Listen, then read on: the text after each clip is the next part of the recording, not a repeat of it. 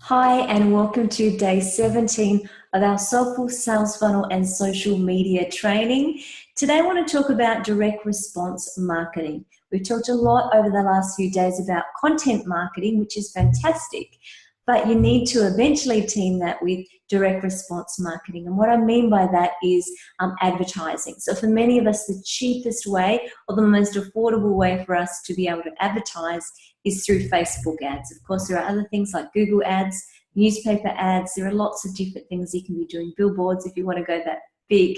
But of course, with Facebook ads, we have incredible amount of targeting. We can still get our ads for a relatively good price, and I guess we can really tailor the content that we're putting together. So it is more direct, and it's getting a result, and you can actually measure those often much more effectively than you can content marketing.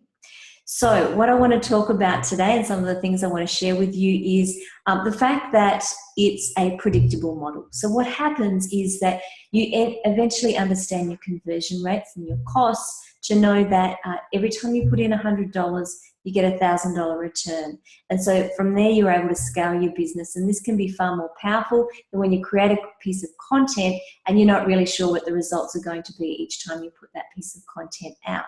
So there is more predictability with using something like Facebook ads. And I'm just going to stick to Facebook ads for this particular video.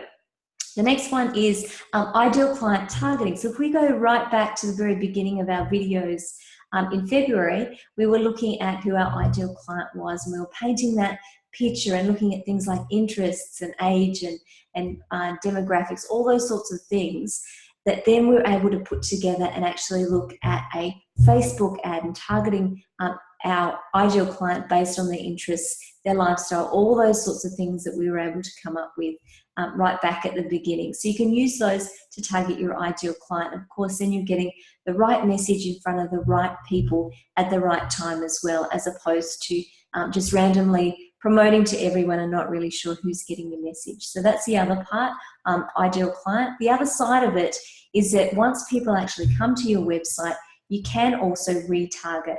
So we can retargeting can be done in a few different ways. One is retargeting an existing email list or an existing people who come to your website.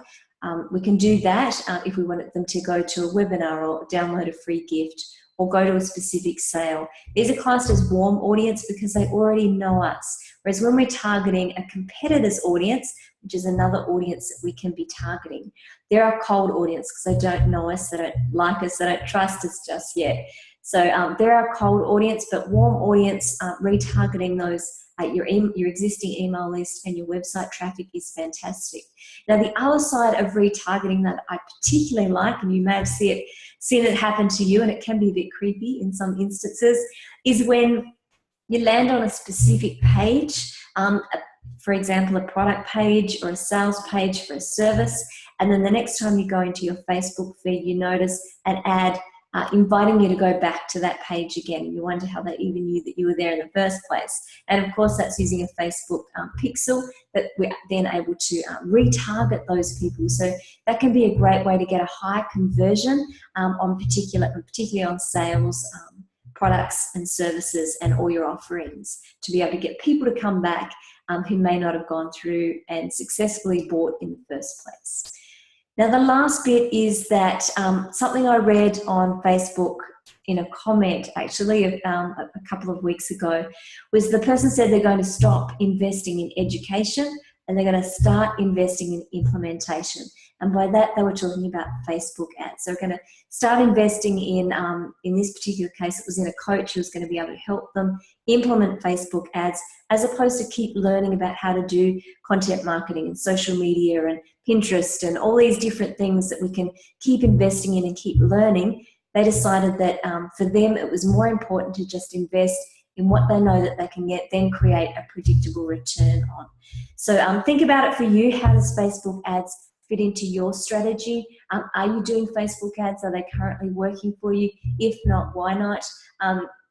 Do you know enough about Facebook ads, or have you already done all the training? Ask some questions around that. Of course, in the Client Pathway mentorship program that starts in March, We will be deep diving really closely into Facebook ads, and I'll be helping you set up Facebook ads and managing them through the process of the mentorship experience.